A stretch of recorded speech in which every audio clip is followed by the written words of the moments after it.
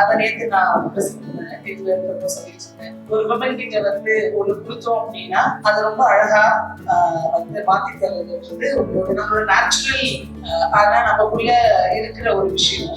So அந்த மாதிரி நம்மளுக்கு வந்து இப்போ நம்மளுக்கு கல்யாணம் பண்ணா அப்படின்னா நம்ம கிட்ட ஒரு வித்து கொடுத்தா நம்ம அதை என்ன பண்ணுவோம், குழந்தையா கொடுப்போம். So what ever people give to us, we give it back very beautifully to the society, to our friends, to our families.